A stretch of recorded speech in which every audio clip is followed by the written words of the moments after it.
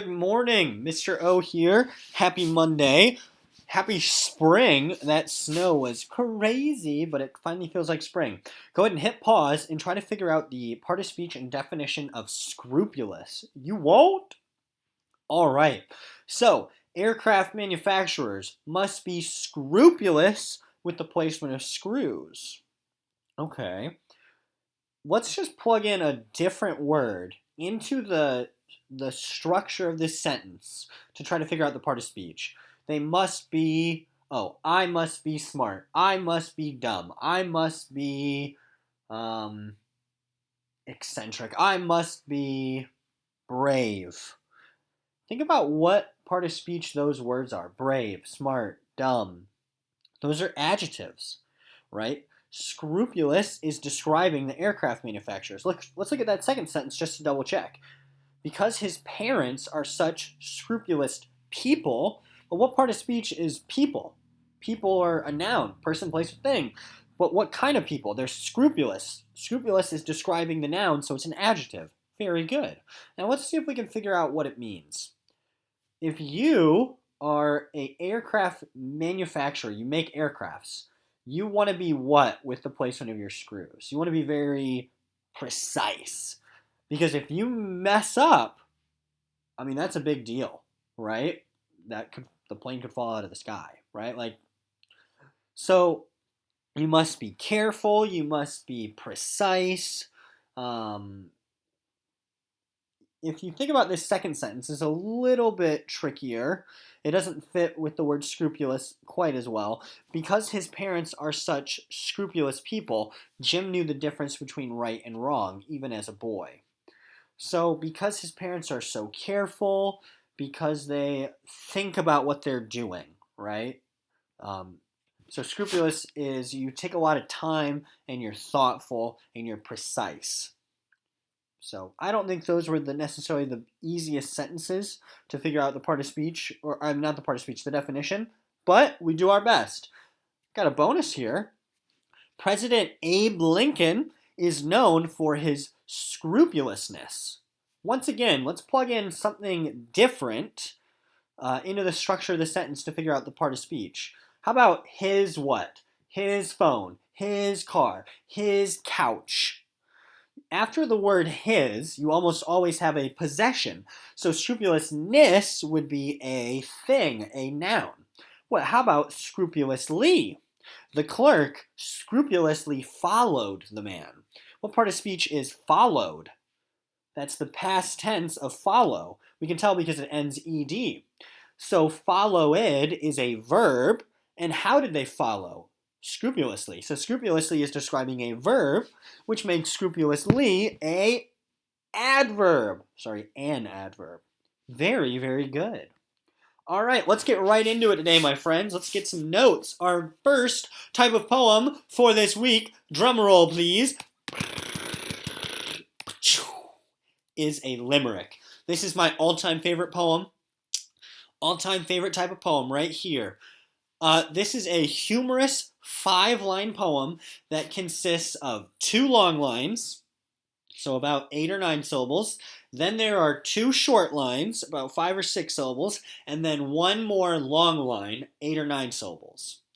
But limericks definitely have a rhyme scheme, A, B, B, A.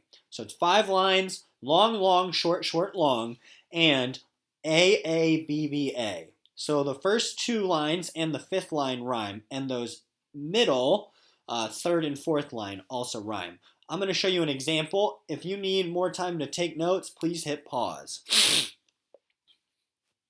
There was a girl from St. Paul, wore a newspaper dress to a ball.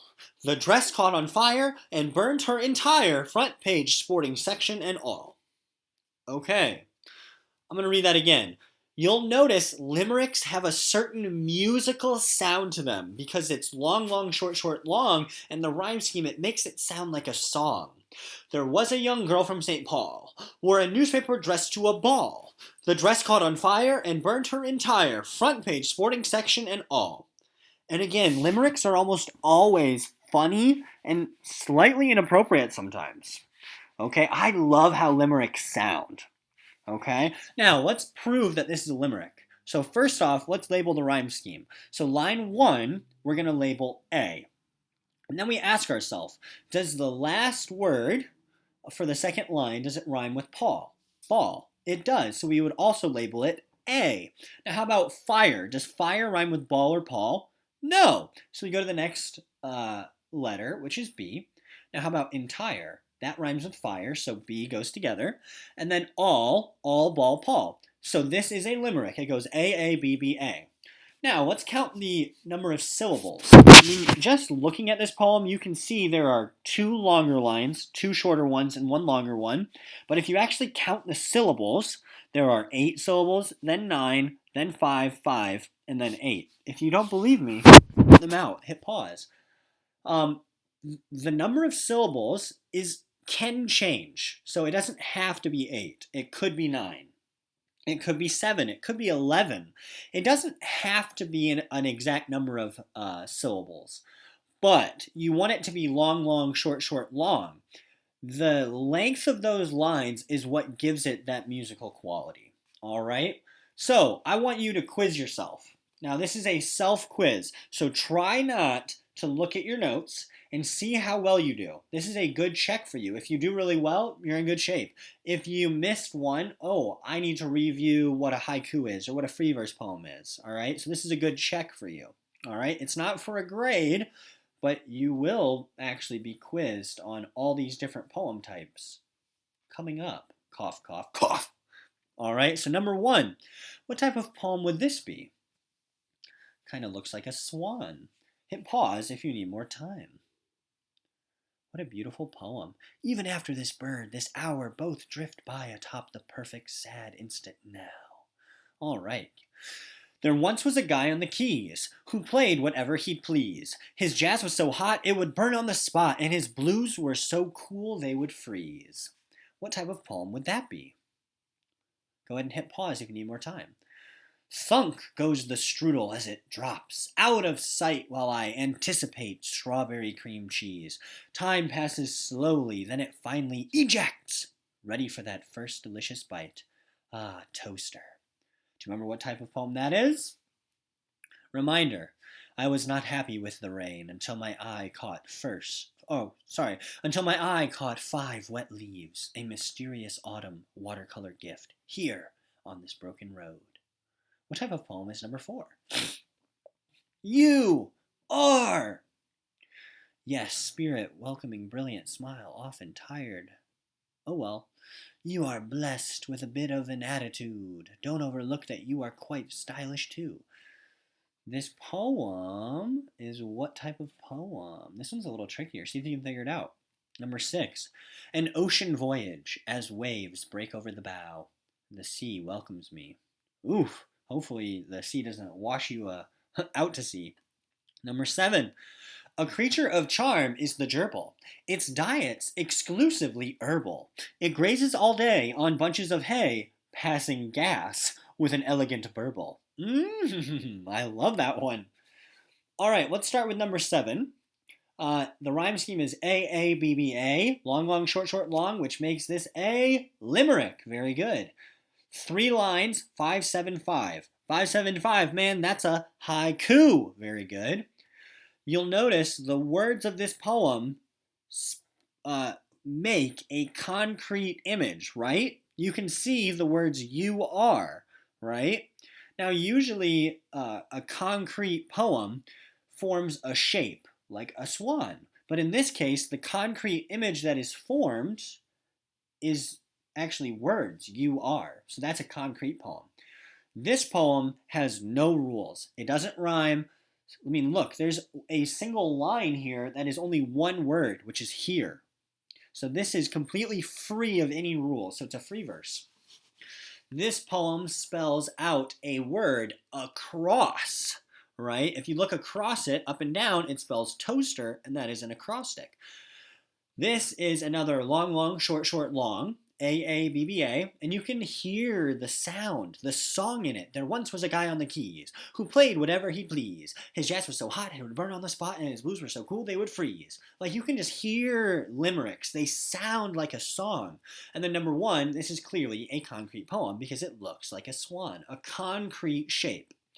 All right, let's move on to the prompt for today. I want you to think about something that was really embarrassing that has happened to you. Okay? And I want you to compose a limerick immortalizing that event. Okay? Or you could just compose one about anything. It doesn't have to be about something that's embarrassing. If it's really embarrassing, maybe you don't want to share. Okay? Really quickly, I want to share one that I wrote. This one is about my dog Milo. It's called Milo Doggy. There once was a doggy named Milo.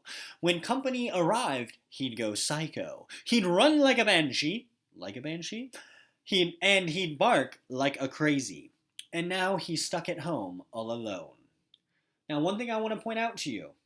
Milo, psycho, alone. Alone is not a perfect rhyme with Milo and psycho. I struggled to figure out a word that could rhyme with Milo and psycho. So, it is totally okay to have half rhymes. Do your best, right? When a poem has to rhyme, it makes it much more difficult to write. Free verse poems are so much easier to write. So, I want to show you what the assignment looks like. It's posted on Classroom. You can find it on Classwork or on the stream. I'll click on Classwork. And it's called Poems 4, 5, and 6, Limerick, Ode, and Ballad. Now, today, you're going to write a limerick. On Wednesday, we're going to learn about odes, and we're going to learn about ballads, okay? So just like last week, down here on page 2, this is what we're going to do on Wednesday, okay? And then down here, this is what we're going to do on Friday. So when you're done today, don't hit turn in. So, what was something that's embarrassing that has happened to you? My pants ripped at the store. I might write about a time that my pants ripped at the store, and I'm going to try to write a limerick about it. I walked down the aisle in Martins. Now, I'm already sensing that this might be tricky because rhyming with Martins might be difficult, okay? So I might change that. But anywho, feel free to write a limerick about anything, okay? It doesn't have to be about something that's embarrassing, but you can. It might be fun to write about something that's embarrassing. The only thing I want you to really try is to try to have an AABBA and try to have that song, right? Try to have that sound of a limerick. All right? So again, when you're done, do not hit turn in, but now that you've finished watching the video, please go back to the stream and comment down below. I love you guys. Happy Monday. I can't wait to read your limericks. I hope they are hilarious. If you get me to laugh out loud, I'm going to tell you in the comments. Might have to drop off candy in your mailbox. Love you guys.